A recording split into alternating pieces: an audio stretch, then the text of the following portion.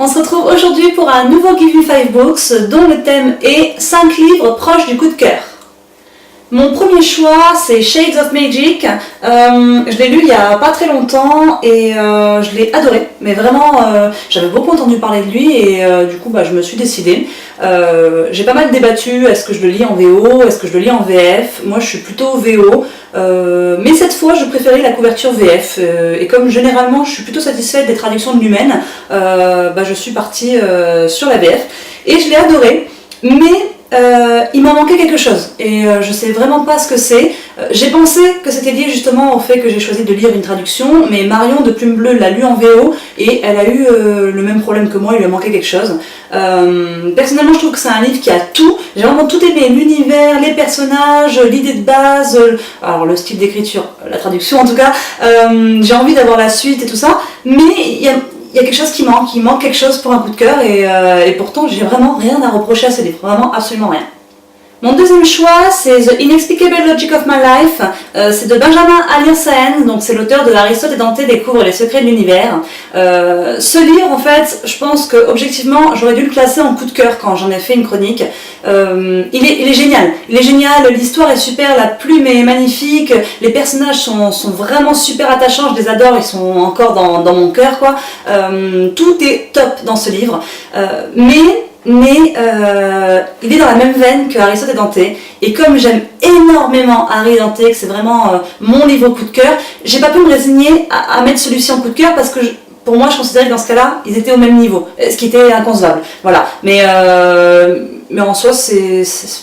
pas cool de ma part parce que c'est un coup de cœur, je pense que je peux le considérer comme étant un coup de cœur. Mon troisième choix c'est Prince Captif, donc c'est une trilogie que j'ai beaucoup appréciée. J'ai vu des avis très mitigés sur internet et du coup je m'attendais pas à quelque chose de très folichon. Et au final j'ai beaucoup aimé, je trouvais que l'idée de base n'est pas hyper originale mais elle était intéressante, elle était bien travaillée. Et ce qui m'a surprise c'est vraiment les personnages, je trouve qu'il y a un travail très important dessus et ils sont super attachants. Voilà, c'est pareil, c'est des personnages qui m'ont marqué et j'ai adoré suivre leur histoire. J'aurais pas dit non à plus de leurs aventures, d'ailleurs il y a des histoires bonus qu'il faut que je lise, voilà, mais c'est comme Shades of Magic, il m'a manqué quelque chose en fait, un petit truc, quoi je sais pas, mais il a manqué un petit truc. Mon quatrième choix c'est La Sélection, c'est un livre que j'ai lu vraiment d'une traite, j'étais assez surprise, je m'attendais à quelque chose de plus enfantin, on va dire, un peu plus jeunesse, bon c'est le cas mais pas au point que j'envisageais, et je l'ai beaucoup apprécié, j'ai beaucoup aimé les 3 premiers tomes, après ça a commencé un peu plus me lasser, même si c'était agréable, voilà, j'ai beaucoup aimé, mais lui c'est pas qu'il lui manquait quelque chose, c'est que objectivement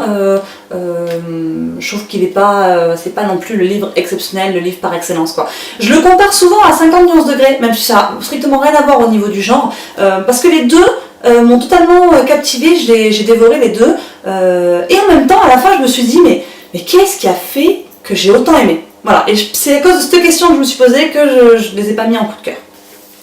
Mon dernier choix, donc en français c'est Jamais plus de Colleen Hoover. J'aurais pu citer à peu près toute la bibliographie de Colleen, donc sauf mes 3 coups de cœur, Maybe Someday, Too Late et Without Merit, mais alors les 2 derniers sont pas encore sortis en France. Ces 3-là sont des coups de cœur dans des auteurs que vraiment qui sont au top du top pour moi. Tous les autres, à l'exception de Maybe Not et Never Never que j'ai moins aimé, tous les autres ont été presque des coups de cœur. J'ai plus besoin de le dire, c'est mon auteur préféré et donc tout ce qu'elle écrit, je suis super fan, donc tous ses livres quasiment sont proches du coup de cœur pour moi. Voilà mes 5 choix. Alors pour certains ils ont des titres anglais, je suis vraiment désolée pour ma prononciation parce que mon accent est pitoyable, et là comme j'ai appris en lisant je sais pas du tout comment se prononcent les choses,